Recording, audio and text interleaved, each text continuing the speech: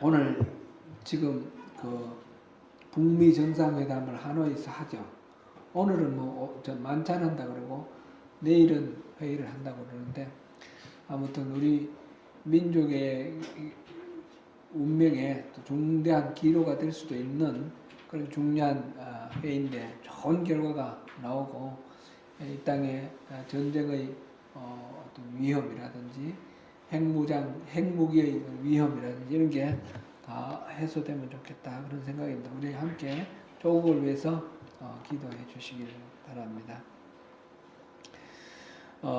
오늘 이 본문은 우리가 이제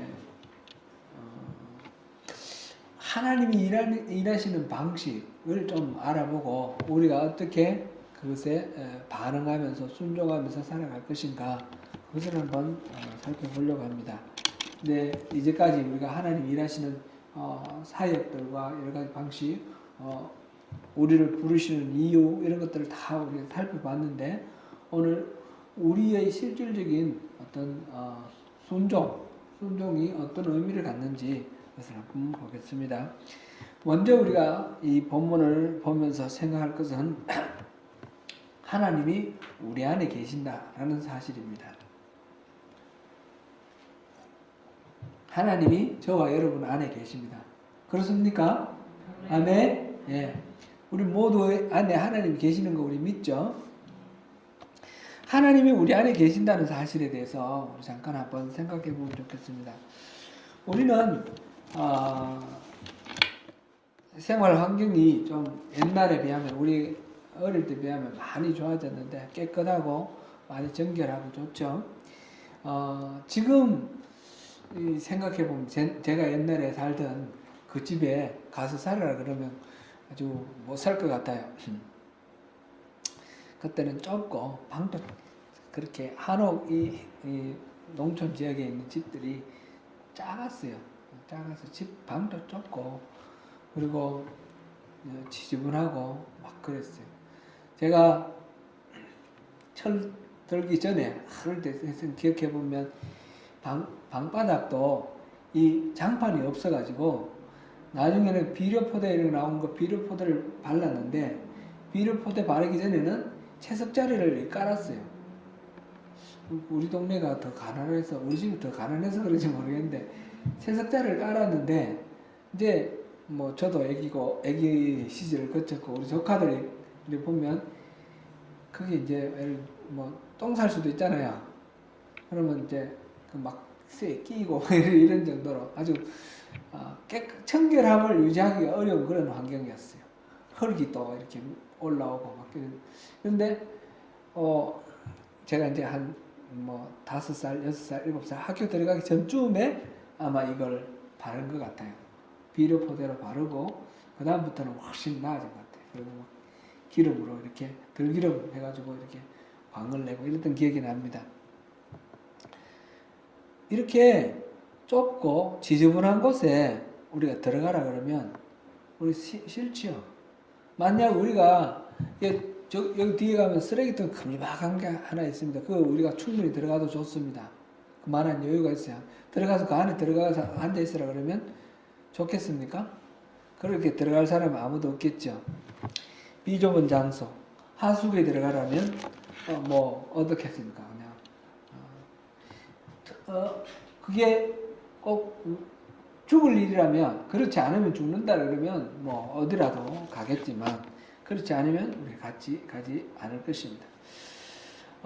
제가 어떤 게 비좁고 불쾌하고 싫은 건가, 그런 예를 한번 생각해 보려고 생각해 보니까, 우리 고등학교 다닐 때, 중학교 때는 제가 시골에서 자전거 타고 다녔고, 고등학교는 도시로 가서 시내버스를 타고 학교를 다녔는데, 그게 생각나더라고요. 시내버스를 옛날에는 요즘은 없지만 안내양이 있었잖아요.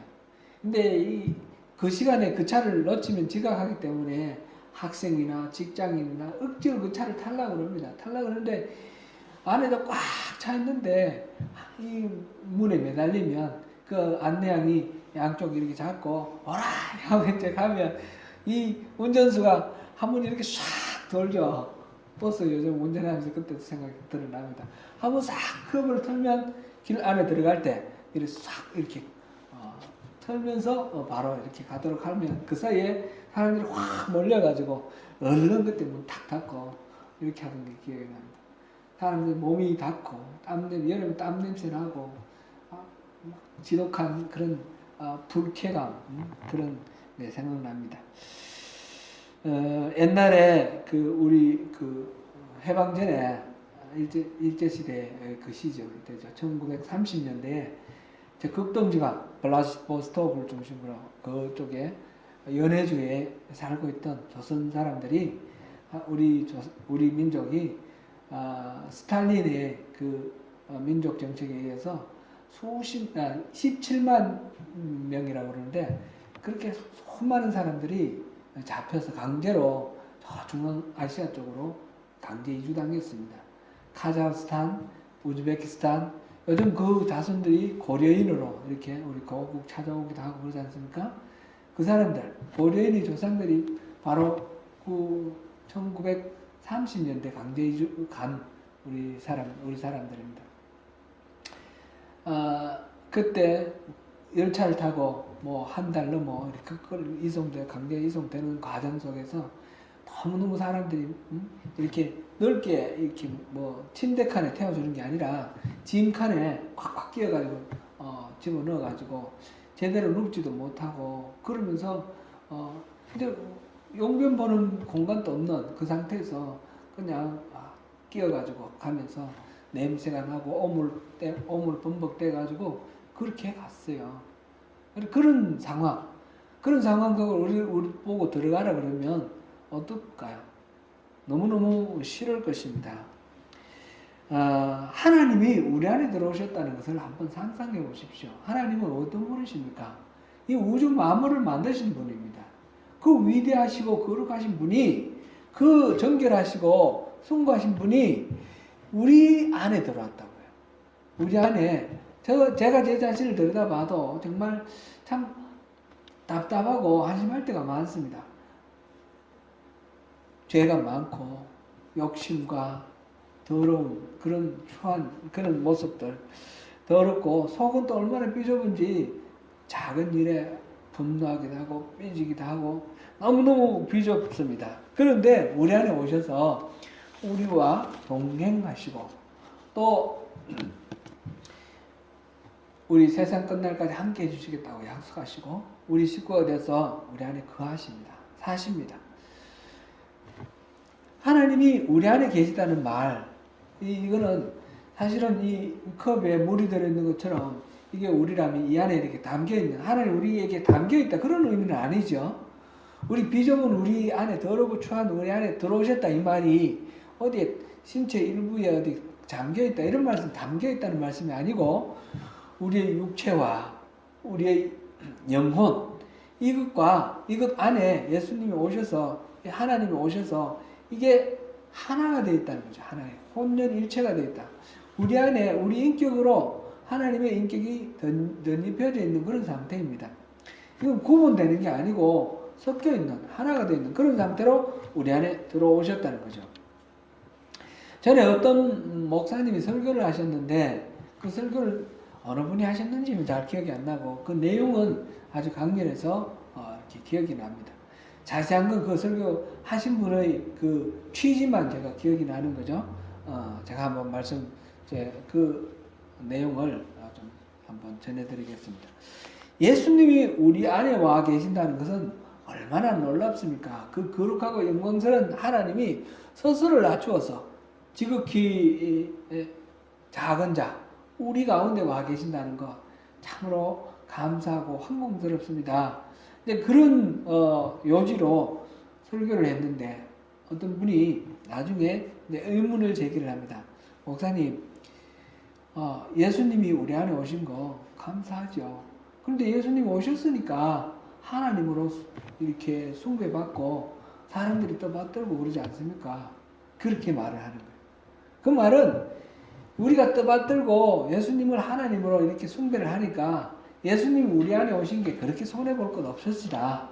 충분히 우리 안에 오셔서 영광 받으시고 만족하신다. 그런 의미로 이제 이 일을 제기를 하는 거예요. 여러분 생각이 어떠세요? 예수님이 우리 안에 오셔서 하나님을 숭배 받으시면 뭐 그 하나님이 우리 안에 오실 만하다. 그렇게 생각되시나요? 얼마 전에 보니까 우리 집에 먹다 남은 음식 찌개가 있었는데 그걸 비닐봉지에 넣었어요. 그래가지고 한꺼번에 버리려고 옆에 이렇게 놔뒀는데 그 안에 파래가 들어가 있었나 봐요. 파래가 들어가 있었는지 알을 깨가지고 이 구더기가 생긴 거예요. 보니까 이 비닐로 묶어놓은 그 안에서 구더기가 생겨 꼬물꼬물 움직이는데 여러분 한번 상상해보세요. 만약 구더기가 우리가 구더기가 돼서 그 안에 들어갈 때 우리를 하나님이라고 숭배해 준다면 막 우리를 높이고 떠받든다면 그래서 좋은 거 다 우리한테 갖다 바친다면 그러면 여러분 구더기가 될 용의가 있습니까? 그 구더기의 존경을 받고 숭배를 받기 위해서 그 구더기가 될 용의가 있습니까? 한 번만 대답해 보세요. 그런 용의 있습니까? 없습니까? 없죠? 절대로 없죠? 뭘 준다 해도 내가 구더기가 되고 싶은 마음 초도 없습니다. 구더기나 우리는 똑같이 3차원의 이 지구상에 살고 있는 그런 생물체 중에 하나입니다. 구더기가 더러우면 얼마나 더럽고 추하면 얼마나 추합니까? 우리하고 비교했을 때 큰 차이가 안 납니다. 하나님은 어떤 분이십니까? 이 우주 만물을 만드시고 차원으로 따지면 몇 차원이 될지 모르는 분이에요. 그런 하나님이 이 우주 안으로 오시고 이 지극히 작은 지구 안으로 오시고 지구 안에서도 우리 안으로 오셨다는 거예요. 이 보잘것없는 내 안에 이 오셨다는 거. 우리가 하나님으로 떠받들고 우리가 존경하면 그만큼 뭐 보람이 있을 만큼 우리 그런 존재입니까? 구더기와 우리가 비교할 수 없을 만큼 하나님과 우리의 관계는 더 크고 더 멉니다. 그런데 그 하나님이 우리 안에 오셨다는 것입니다. 하나님이 우리 안에 계신다. 하나님 우리 안에 계신다라는 것을 우리가 한번 깊이 생각해 볼 필요가 있습니다. 이거는 그냥 우리 안에 계시는구나. 우리가 뭐 잘 맞들면 되겠구나. 이런 차원이 아니고 너무너무 우리가 감당할 수 없는 그런 은혜이고 그런 황공스러운 그런 상황이라는 거죠. 그것을 우리가 이해를 하고 하나님 우리 안에 계신다는 말씀의 의미를 새기는 것이 좋겠습니다. 그 다음으로 우리가 또 생각할 것은 하나님이 우리 안에 계시는데 가만히 계시는 것이 아니라 일하고 계신다는 겁니다. 하나님이 우리 안에 오실 때에 쉬러 오신 것이 아니고 놀러 오신 것이 아니고 우리 안에 오셔서 일하기 위해서 오셨습니다. 하나님은 우리 안에서 혼자 일하시는 것이 아니라 우리와 함께 일하기를 원하십니다. 우리와 함께 일하기 위해서 하나님이 일을 하고 계시는 것입니다. 우리 신앙의 본질이 무엇이라고 했는지 우리 한번 기억해 볼까요? 신앙이 뭡니까? 신앙이라는 것은 우리가 어떤 지적 동의, 그것이 사실이 그렇다. 이런 지적 동의가 아니라고 그랬습니다. 지적으로 그렇다라고 하는 것이 신앙이 아니라고 그랬어요. 귀신들도 예수님이 하나님의 아들인 줄 알았습니다. 그러나 그것이 신앙이 아니었습니다. 그런 사례들은 수도 없이 많습니다. 그렇죠? 지적으로 동의하는 것이 아니고 자기 확신, 강한 자기 확신, 믿습니다. 자기 믿는 대로 된다. 이런 것이 아닙니다. 이 신앙이라는 건 뭡니까? 하나님과 우리와의 관계입니다. 신앙의 본질을 두 가지로 제가 말씀을 드렸는데 하나는 하나님과 우리와의 친밀한 관계, 두 번째는 하나님의 동력자됨, 그렇게 말씀을 드렸습니다. 첫 번째 하나님과 우리와의 친밀한 관계는 하나님이 우리를 얼마나 사랑하시는지 하나님 그 사랑을 알고 우리도 하나님을 사랑하는 것, 하나님을 알고 사랑하는 것, 그래서 하나님과 우리의 관계가 사랑의 관계로 맺어지는 것, 그것이 신앙입니다. 우리 부모와 자식 간에도 부모가 자식을 사랑합니다. 근데 이 자식이 부모의 사랑을 전혀 모르고 자기 생각만 하고 부모를 원망만 하고 부모를 던지고 그렇게 하면 부모 마음이 얼마나 아프겠습니까? 기본적으로 부모는 본능적으로 자식을 사랑하게 되어 있는데 그 사랑이 자식이 그 사랑을 모른다 그러면 그 부모에게는 고통이 되는 것입니다. 사랑 때문에 고통이 되는 것이죠. 하나님이 우리를 사랑하셔서 우리를 만드셨고 우리를 구원하셔서 자녀 삼으셨는데 우리가 하나님을 알고 하나님을 사랑하는 것이 지극히 정상적인 그런 관계입니다. 만약 우리가 하나님을 잘 모르고 하나님을 외면하거나 하나님을 사랑하지 않으면 하나님에게는 큰 고통이 되고 하나님과 우리의 관계는 이그러진 그런 관계가 되는 거죠. 그래서 우리가 하나님을 알고 사랑하는 것, 하나님과의 바른 관계를 맺어내는 것, 이것이 신앙입니다. 그것을 위해서 우리가 또 하나님을 이렇게 공부도 하지만 또 예배도 하고 기도도 하고 그러면서 하나님의 음성도 듣고 그러면서 하나님의 일하심을 우리 이 삶 속에서 경험도 하고 이렇게 하나님과 우리와 관계를 맺어갑니다. 이것이 신앙입니다. 두 번째로는 동력자가 되는 거라 그랬습니다. 동력자가 되는 것은 우리가 하나님을 사랑하게 되면 우리 서로 우리 그 어른들이시니까 부부로서 우리 서로 사랑하면서 살다가 보면 이 남편이 어떤 행동을 하거나 어떤 표정을 하거나 하면 금방 눈치를 채죠. 왜 그러는지. 아내가 뭘 어떻게 뭐 하면 다는 모릅니다. 우리는 굉장히 한계적인 존재라서 다는 모르지만 대충 짐작을 합니다.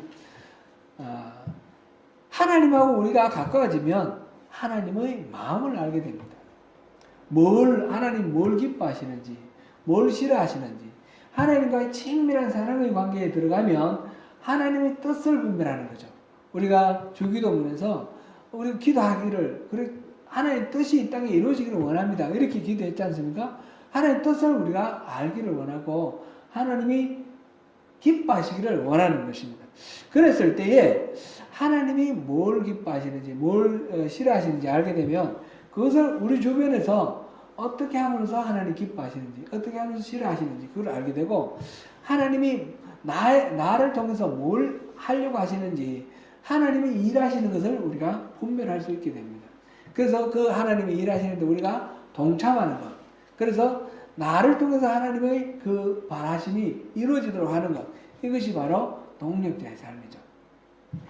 친밀한 사랑의 관계 속에서 하나님 뜻을 알고 하나님 뜻을 위해서 우리가 손발이 되는 것. 이것이 동력자의 삶. 친밀한 관계, 동력의 삶. 이것이 바로 신앙이다. 신앙의 본질이다. 그래서 우리 인생을, 우리 삶 전체를 하나님을 믿고 신뢰하며 그게 바치는 것입니다. 그렇게 우리가 신앙이 무엇이다 할 때 그렇게 말할 수 있습니다. 신앙 생활은 그렇게 사랑의 표현인 것입니다. 근데 우리가 신앙 생활을 하면서 교회에서 신앙 생활하는 것이 때로는 굉장히 힘들게 여겨지고 어렵게 여겨질 때가 있습니다. 그것은 우리가 이제 그 사랑의 표현을 하지 않고 일로 하기 때문에 그렇습니다. 지금 두 가지를 신앙의 본질을 사랑의 관계와 동력자 그런데 이거는 하나의 관계고 이거는 일이거든요. 관계와 일에서 이 관계가 안 된 상태에서 일을 하게 되면 우리는 지치고 번아웃 되게 됩니다. 그래서 관계가 항상 우선입니다. 관계가 잘 돼 있으면 저절로 그것이 일로 이렇게 나오도록 그렇게 하는 것. 교회에서 무슨 일을 맡더라도 그것이 하나님 주신 사랑에 대한 나의 반응으로서 나의 사랑의 표현으로서 그런 일을 맡고 할 수 있는 그런 것이 되어야 됩니다. 그렇지 않으면 그것이 일하는 것 자체가 짐이 되고 고통이 될 것입니다. 우리 안에 계신 하나님은 늘 일을 하시는데 그런데 우리와 함께 그 일을 하기를 원하신다 하는 것을 우리 앞에서도 말씀드렸습니다. 우리가 오해하면 안 될 것은 하나님이 어떤 일을 하실 때 하나님 뜻이 이 땅에 이루어지기를 원하는데 하나님 혼자서는 할 수가 없어서 우리의 손과 발을 동원해서 우리가 반드시 도와드려야만 하나님 그 일을 하시느냐? 절대 그거는 아니라는 겁니다. 하나님 우리의 도움하고 상관없이 무슨 일이든지 다 할 수 있습니다. 인간하고 상관없이 하나님은 모든 일을 이루실 수 있고 하나님은 스스로 영광 받으시기에 충분하십니다. 하나님은 완전하신 분이고 하나님은 자존하시는 분입니다. 욥기 22장 2절 3절을 우리 잠깐 한번 찾아보겠습니다. 욥기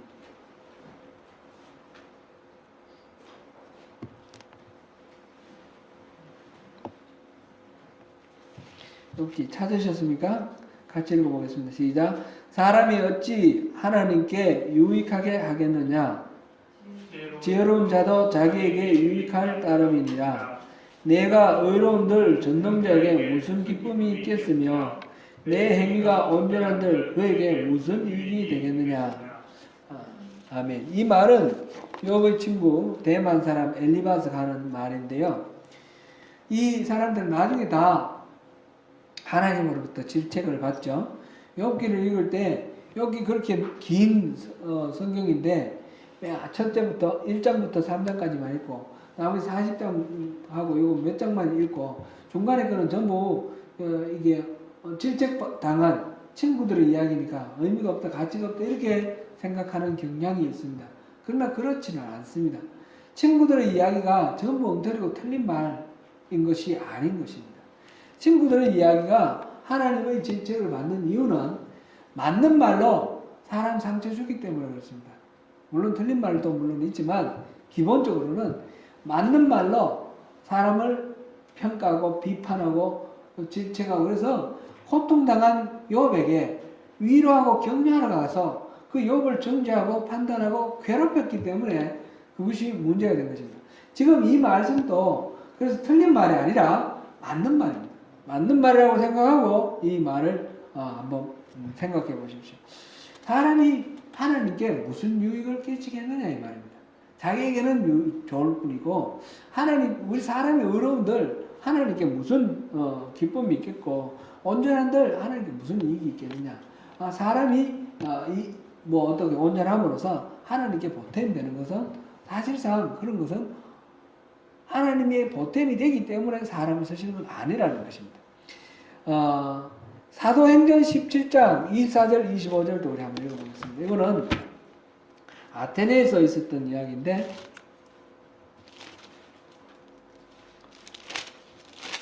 사도행전 17장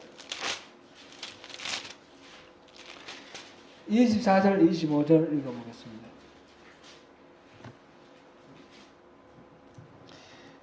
(24절) 25절 시작. 우주와 그 가운데 있는 만물을 지으신 하나님께서는 천지의 주제시니 손으로 지은 전에 계시지 아니하시고 또 무엇이 부족한 것처럼 사람의 손으로 섬김을 받으시는 것이 아니니 이는 만민에게 생명과 호흡과 만물을 친히 주시는 이심이라. 하나님에 대해서 설명을 하고 있습니다. 설명을 하는데 하나님은 사람의 손으로 섬김을 받아야 될 만한 그런 불완전한 존재가 아니라는 겁니다. 하나님께서 자신으로 완전하시고 사람들의 섬김은 오히려 사람들에게 유익이 될 것이고 하나님이 하시는 일은 생명 주시고 호흡 주시고 또 만물을 친히 주시는 그런 분이시다라고 그렇게 말하고 있습니다. 그런 하나님이 우리 안에서 일을 하시는데 우리와 함께 일하기를 원하십니다. 그런데 한번 생각해 보십시오. 하나님 혼자 하실 수 있는데 왜 우리와 함께 일하기를 원하십니까? 하나님은 원래 일을 하실 때 사람의 순종을 통해서 일하십니다. 기본적으로 그거는 성경 전체를 통해서 우리가 모든 게 다 하나님이 그렇게 일하신다라는 것을 우리가 알 수가 있습니다. 한두 가지만 몇 가지만 서너 가지만 한번 생각해 보죠. 모세가 이스라엘 백성들을 이끌고 그 이집트에서 탈출해서 나왔습니다. 출애굽할 때에 홍해 앞에서 모세가 지팡이를 들고 팔을 내밀었을 때 홍해가 갈라졌습니다. 홍해를 가른 것은 누구입니까? 하나님이 가르셨죠. 모세가 팔을 내밀었을 때, 지팡이를 들고 팔을 내밀었을 때, 지팡이를 든 이 팔에 어떤 신통한 능력이 있어서 바다가 갈라진 것이 절대 아닙니다. 100% 하나님이 그냥 갈라주신 것입니다. 그렇죠? 그런데 모세에게 이 지팡이를 들고 팔을 내밀으라 말씀하셨고 모세가 순종을 했을 때 그 일이 일어났습니다. 엘리야가 기도를 하니까 3년 반 동안 비 오지 않던 그 땅에 비가 내렸습니다. 비를 내리게 한 것은 하나님이십니까? 아니면 엘리야입니까? 엘리야의 기도가 너무 기도발이 세가지고 신통력이 있어가지고 기도하니까 그냥 구름이 생기고 비가 내리느냐? 그게 아닙니다. 하나님이 비를 내려주셨습니다. 그런데 비를 내리시기 위해서 엘리야에게 네가 가서 기도하라 이런 말씀하신 거예요. 그리고 엘리야가 가서 순종을 했습니다. 사도행전 10장에 이건 구약만 있는 것이 아니라 신약과 마찬가지인데 사도행전 10장에 보면 고넬료라는 사람이 이탈리아 백부장 고넬료라는 사람이 베드로를 만나서 복음을 듣고 그 다음에 회심하는 그런 장면이 나옵니다. 근데 이 고넬료에게 환상 가운데 하나님의 천사가 나타나가지고 그 가이사랴 살고 있는 고넬료에게 요빠에 가서 그 베드로라는 사람을 불러다가 복음을 들으라 그랬습니다. 왜? 이 천사가 직접 말할 수 없습니까? 하나님이 직접 그 고넬료에게 누구신지 스스로 드러내 보이실 수 없습니까? 충분히 하실 수 있습니다. 그런데 베드로를 불러서 베드로가 말하는 그 복음 전하는 베드로를 통해서 하나님을 배우고 알고 하나님을 영접하도록 그렇게 하나님이 일을 하시는 것입니다. 하나님은 혼자 직접 하실 수 있는 일임에도 불구하고 꼭 사람을 불러서 사람을 통해서 사람이 순종할 때 그 순종을 통해서 일하기를 원하십니다. 그것이 하나님의 일하시는 방식입니다. 우리 안에 계신 하나님도 혼자 하실 수 있는 일을 우리와 함께 하기를 기뻐하십니다. 그것이 하나님의 방식이고 그것이 우리의 신앙입니다. 신앙이 바로 친밀한 관계와 동력자의 삶이라고 그러는데 우리 안에 오셨을 때 우리가 동력자의 삶을 살기를 원하시는 것입니다. 하나님이 일하실 때 사람의 순종을 요청하시는 이유는 기본적으로 하나님이 직접 일하시는 그것이 편하고 그것이 훨씬 파워풀함에도 불구하고 사람이 함께 할 때에 사람에게 주어지는 베네피트가 있기 때문에 그렇습니다. 한마디로 말하자면 순종하여 동력자로 사는 그 사람에게 상을 주고 싶어서 상 주시려고 사람을 부르시는 것입니다. 고린도전서 3장 6절에서 9절까지를 한번 보겠습니다.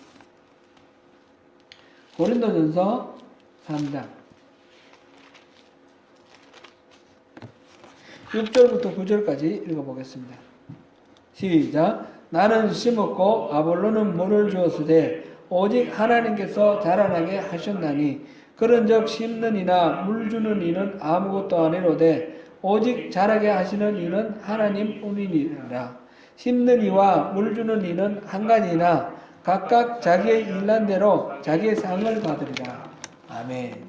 지금 아볼로와 바울이 지금 이제 복음을 전해서 사람들이 예수를 영접하고 교회를 이루어가는 그 모습을 씨를 심고 물 주고 키워서 싹이 자라는 것을 비유로 이렇게 말하고 있습니다. 싹이 자라고 열매 맺는 거 씨를 뿌리고 물 주고 하는 것은 사람이 농부가 하지만 실제로 그걸 자라게 하는 하나님이십니다. 생명을 움직이게 하는 생명답게 살게 하시는 것은 바로 하나님이십니다. 그런데 그렇게 동원된 사람들 물 주고 또 씨를 심고 하는 이런 동원된 사람은 왜 동원되냐? 하나님이 상 주시려고 그 사람을 동원을 하시는 것입니다.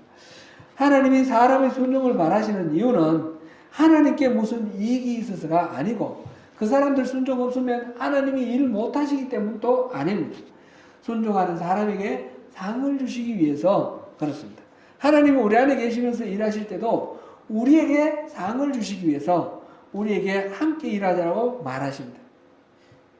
그런데 하나님이 또 이렇게 함께 일하게 하시는 방법도 강압적으로 이렇게 동원하는 그런 명령하고 압제하고 강제하는 그런 방식으로 너 이거 해, 너 저거 해, 너 이 말해, 저 말해 이런 식으로 하시는 것이 아닙니다. 하나님은 반드시 우리가 자발적으로 기쁨으로 동참하도록 하십니다. 하나님이 능력이 있고 하나님 우리를 아무렇게나 다 하실 수 있음에도 불구하고 하나님은 참으십니다. 오래 참으십니다. 에덴 동산에서 선악을 알게 하는 나무의 실과를 만드시고 그것은 먹지 말라 하셨습니다. 하나님이 아예 그 실과를 없애버리든지 뭐 예를 들어서 아담이 그 근처 가면 무슨 가시가 돋아나서 못 가게 하든지 하나님이 그렇게 하실 뭐 어떤 능력이 없으실까요? 분명히 능력이 있지만 그런 것을 원하시는 것이 아니라 우리가 자발적으로 우리가 자유의지를 가지고 그렇게 하나님께 순종하기를 원하시는 것입니다. 하나님은 우리를 로봇이나 또는 기계로 만드신 것이 아니고 또 종으로 부리려고 억압하려고 우리를 만드신 것이 아닙니다. 단대로 삼으시고 우리에게 복 주시려고 우리를 만드셨고 우리를 구원하셨습니다. 그래서 하나님이 우리에게 일을 하실 때는 우리가 기쁨을 하기를 원하십니다. 앞서서 우리가 신앙의 본질을 말씀드리면서 이 사랑의 관계 속에서 그 다음에 동력자 되기를 원하신다. 그런데 이 우선순위가 바뀌면 안 된다 말씀드렸습니다. 관계가 우선이고 이 동력자 되는 삶은 반드시 뒤따라가야 됩니다. 둘은 하나이지만 반드시 뒤를 따라가야 됩니다. 제가 예전에 어떤 분한테 들었던 이야기가 마음에 많이 이렇게 아직도 기억이 나면서 마음이 무거운데 어떤 권사님이 계셨는데 그분하고 대화 나누는 중에 그러시더라고요. 정말 신앙생활하기가 힘들다고. 나 교회 왜 나왔는지 괜히 교회 나와가지고 예수를 믿어가지고 너무너무 힘들다고 그런 말씀하셔요. 왜 그렇게 힘드십니까? 우리가 주님이 우리에게 은혜 주시는데 그 은혜대로 우리 신앙생활을 하면 되지 않겠습니까? 그랬더니 나이는 많아가지고 사람들이 다 어른이라고 생각하고 대접을 하는데 그 젊은 사람들 앞에 내가 아무렇게 행동할 수도 없고 뭐 교회 안 나오고 싶어도 안 나올 수도 없고 또 뭐 일을 안 하고 싶어도 안 할 수도 없고 그러니까 사람들 봐서 이렇게 일을 하는데 다 힘들다는 거예요. 그런 식으로 우리가 신앙생활 하면서 어떤 일을 하는 것이 하나님이 벌 주실까봐 무서워서 한다든지 아니면 사람들이 보기 때문에 그 체면 때문에 한다든지 이런 식으로 우리가 뭔가를 일을 하고 교회를 섬기고 이렇게 한다 그러면 그것은 바른 신앙이 아닙니다. 하나님은 그런 식으로 우리에게 겁줘서 막 너 이거 안 하면 너 벌 줄 거야? 뭐 이런 식으로 우리에게 일하기를 원하시 아니하시고 우리가 기쁜 마음으로 그 일에 동참하기를 원하셔요. 그래서 하나님이 하시는 방법이 우리 안에 소원을 두고 행하게 하시는 거예요. 소원을 둔다는 게 뭡니까? 그 일을 하고 싶어 하는 마음을 우리에게 주신다는 거예요. 어떤 일이 있을 때 하나님이 하고 싶어 하시는 그 소원을 우리에 심어 주시는 거예요. 그래서 우리도 그것을 하고 싶어 하는 마음이 마음속에서 우러나도록 해서 그래서 우리가 그 일을 하게 하는 겁니다. 우리가 정말 하고 싶어서 하는 일은 육신으로 고달프고 힘들고 어렵고 무겁더라도 절대로 그것 때문에 우리가 힘들고 어렵고 불평하고 이런 식으로 대응하지 않습니다. 아무리 힘들어도 그것이 힘들게 느껴지지도 않습니다. 우리 마음에 우러나오는 마음, 소원을 이루고자 하는 그런 마음이 자발적인 마음이 나오는 것을 우리는 그걸 행함으로써 우리가 오히려 기쁨이 충만해지고 보람이 있어집니다. 힘들고 어려운 일을 하면 할수록 더 큰 보람과 더 큰 기쁨이 있습니다. 이것이 하나님이 우리에게 동참하게 하시는 방법이고 이것이 우리에게 또한 상의 하나입니다. 일하면서 느끼는 하나님 주시는 그 은혜와 기쁨. 우리는 이것은 우리의 힘으로 우리의 인격으로 할 수가 없습니다. 하나님이 소원을 주시면서 동시에 소원만 주시고 우리가 실제로 할 수 있는 능력이 없다 그러면 더 큰 고통이 될 겁니다. 그럼 닭 쫓던 개가 이렇게 바라보고 있는 것처럼 우리가 뭔가 하고 싶은 건 간절한데 내가 전혀 할 수가 없다 그러면 그것 또한 고통이 되죠. 하나님은 소원을 주시면서 우리에게 할 수 있는 힘도 주신다는 겁니다. 지혜와 능력과 이 하나님의 은혜를 주셔서 그것을 할 수 있도록 해주시는 것입니다. 그 힘은 하나님의 성령의 은사도 있겠고 또 하나님 부으시는 그 사랑, 하나님 주시는 그 은혜 그것이 우리에게 찰 때 우리에게 그 사랑이 흘러넘치고 은혜가 흘러넘쳐서 그 일을 할 수 있게 됩니다. 우리가 그렇죠? 우리가 정말 우리 마음속에서 우러나오는 그런 일은 우리 자유의지를 가지고 기쁨으로 순종할 때에 우리도 가장 기쁘고 하나님도 가장 기쁘신 그런 일이 됩니다. 그러면서 하나님의 동력자가 됩니다. 하나님이 우리에게 주시는 마음, 그 소원을 우리가 예민하게 분별하는 것이 중요합니다. 하나님과의 친밀한 관계를 이룰 때에 하나님을 알게 되고 하나님 사랑할 때에 그 하나님의 뜻을 알고 하나님의 마음을 알게 됩니다. 그랬을 때 하나님이 하시고 싶어 하시는 그 소원이 우리 안에 소원으로 들어오게 됩니다.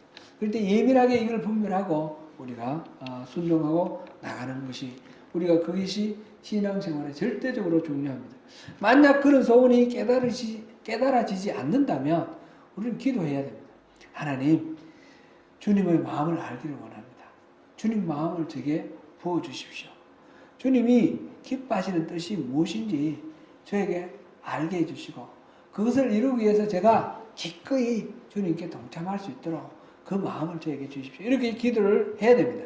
만약 주님의 소원이 우리 마음에 두신 그 소원이 깨달아진다면 우리는 처음에는 내키지 않을 수도 있습니다. 힘들고 두렵고 겁이 날 수도 있습니다. 그러나 우리가 순종을 하면 하나님이 주시는 그 은혜가 소원을 두고 하게 하신다 했지 않습니까? 소원을 두고 행하게 하시는 하나님, 하게 하시는 그 은혜와 능력으로 인해서 우리가 그 일이 신명나고 보람되고 그런 우리 만족을 우리가 누리게 됩니다. 하나님은 기본적으로 선하신 분입니다. 하나님을 신뢰하는 것이 중요합니다. 내가 이 일을 했는데 하나님이 성경에는 그랬고 또 오늘 설교 들으니까 하나님은 우리에게 상 주시길 원하신다 했는데 이거 아무 의미 없이 그냥 끝나버리면 어떡하지?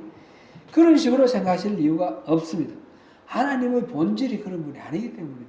하나님 선하시고 신실하신 분입니다. 우리에게 좋은 것을 주시기를 기뻐하십니다.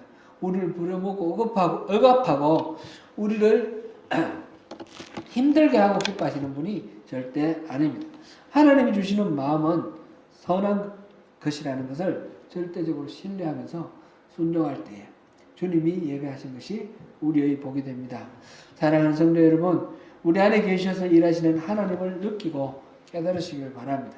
하나님을 더욱 깊이 알고 하나님 사랑을 누리는 가운데 주님을 더욱 사랑하는 친밀한 하나님의 자녀가 되시기를 바랍니다.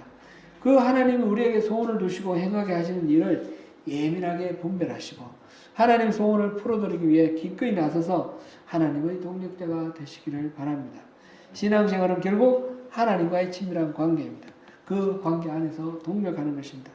우리 안에서 행하시되 소원을 두고 행하게 하시는 하나님의 그 은혜를 순종을 통해서 다 누리시는 저와 여러분이 되시기를 축원합니다.